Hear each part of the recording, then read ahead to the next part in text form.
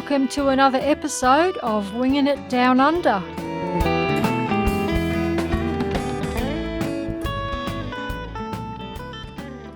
Okay, good everyone. So this is just a little short video to let you fill you in on things that have failed or broken in our caravan. We have a 19'6" Sunseeker Mirage Sport caravan, and they've been very good with warranties and stuff like that.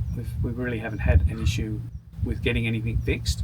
But this is just a little list of things that either wear out or break when you're traveling. So first on the list was the shock absorbers went. So they just started leaking.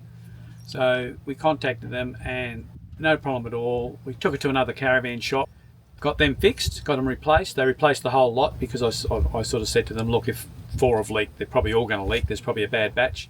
So they replaced all of them, no problems whatsoever.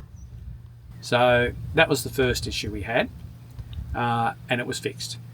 So the second issue that we had was the skylights. We've got 2 skylights in our caravan, and they both started getting cracks in them, like hairline fractures. They didn't leak or anything because they're like a double glazed setup, so they didn't leak, but the top section started cracking, got like hairline cracks in it everywhere. So we contacted them, and once again they said, yeah, look, get someone to come out, and we did. Got a bloke to come out. He came to the caravan and replaced them at no cost to us. Apparently I've heard a few other caravans have had the same issue with their skylights cracking due to the sun. That's been done now for probably a year and a half. That was done, and they haven't cracked again. So hopefully it was just a bad batch that we got and they replaced it. So next on the list, this was a good one. We'd only had the van for about 4 weeks probably, and we were out at Mitchell, and we thought, we'll go to the spa and have a swim. And I left the annex out. I put some ropes on it to hold it down. Admittedly, they weren't fantastic ropes, but there was no wind the day we went out, and we went out there, no wind whatsoever, went for a swim, went to the spa, had a swim there, came back and noticed there was something on the roof of the caravan as we were driving into the park. And we got there, and it was the annex that was on the roof of our caravan. And apparently quite a few people came over to give me a hand to get it off the roof. They all said that a whirlwind came along the creek, went up the bank. There was about probably 35-40 caravans in the park at the time. It missed every other caravan, came up the bank, and they reckon it hit ours and just destroyed it. Sides of the annex, they actually got broken off. That spool was ripped up onto the roof. It tore the brackets off the side of the caravan. Luckily it didn't damage the caravan. So that one we had to do under insurance. So we had to go all the way from Mitchell. We could only find one that was down in Toowoomba. So we had to go all the way back to Toowoomba to get that fitted, because it was the only one and I said to them, well, hang on to it for us, because they hunted everywhere. Everywhere else we rang, no one had them, because there's so many caravans on the road now. There's a lot of people losing their annexes. So anyway, we rang the insurance company, and no problem. They said, yep, that's not a problem. And they said, I said, look, what am I going to do with the old one? Because it still had the spool and the arms and all that sort of stuff, and the top bit. I said, what am I going to do with that? And they said, just chuck it in your caravan. I said, you've got to be kidding. Like, it's a brand new caravan. I'm not chucking all that inside the caravan. Anyway, I ended up getting my grinder out, and I cut it all up, chucked it in the back of the ute, and we found a tip out at the back of Mitchell. We found a tip out there, so we took it out there and dumped it at the tip. Like, the insurance company were absolutely fantastic. I mean, we were so lucky that we even got a cracked windscreen on the way back to get the annex done, and they had to fix that as well. So while we're at Toowoomba, we also got the windscreen fixed. So that was another little. That's the only thing that's happened to our car since we've been travelling. Touch wood. The car's been faultless. That's the only thing that's happened. We got a cracked windscreen, and they fixed it back at Toowoomba. So under insurance. So that was good. So what else we got here? Yes. So our hot water system started to leak.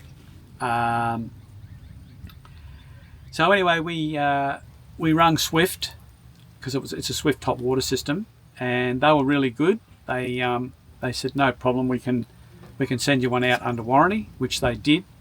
I had to fit it because I couldn't get anyone to fit the thing, so I pulled the old one out myself and fitted the new one. It wasn't too hard, a bit of mucking around, but it wasn't too bad. So that was a bit of an issue.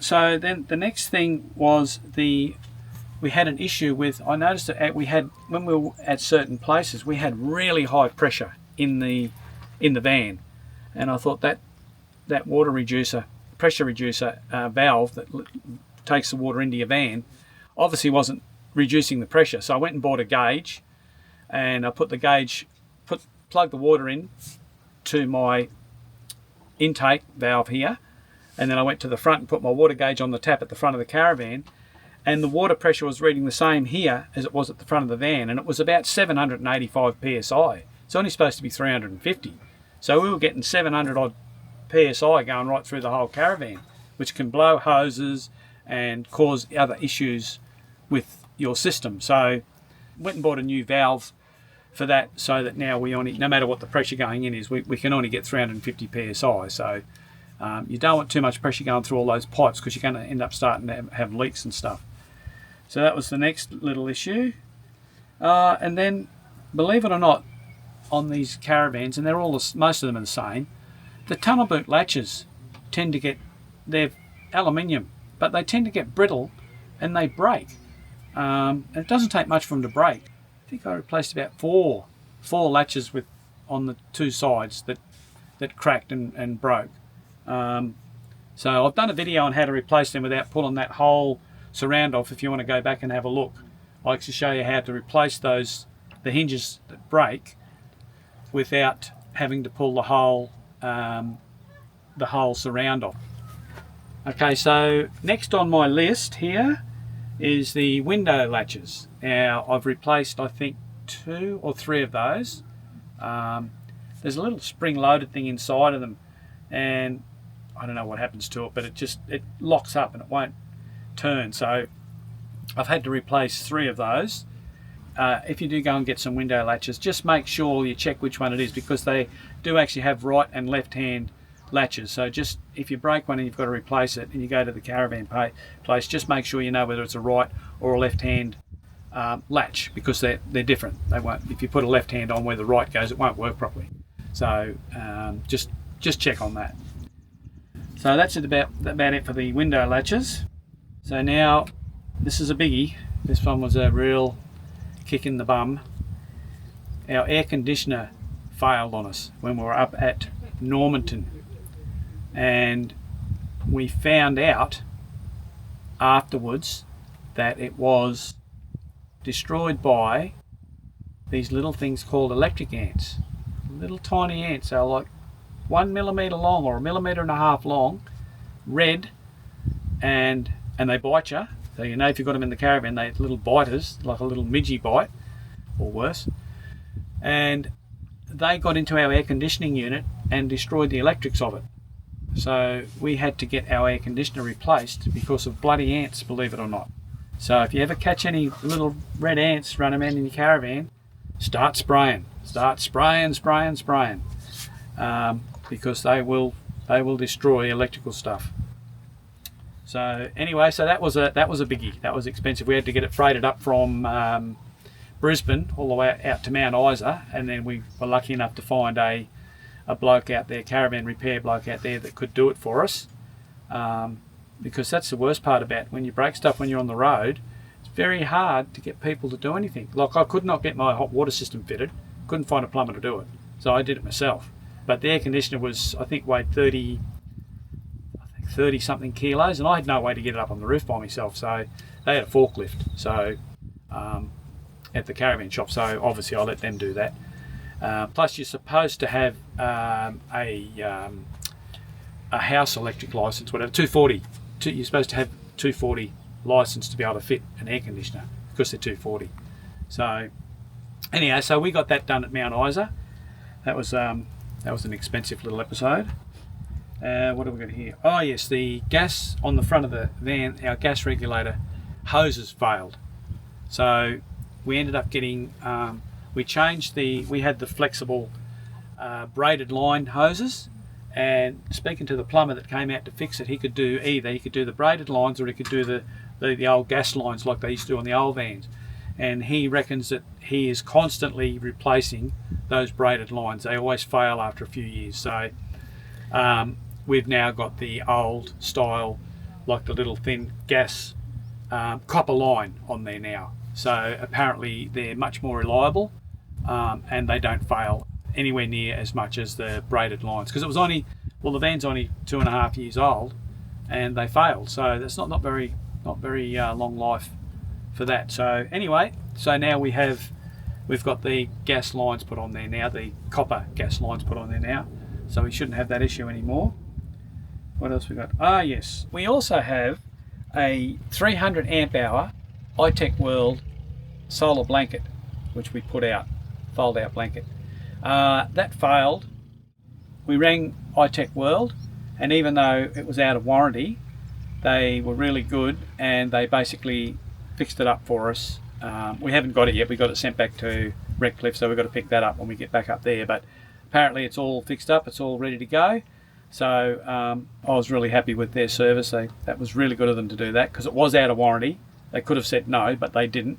They warranted their product. So yeah, so that was good.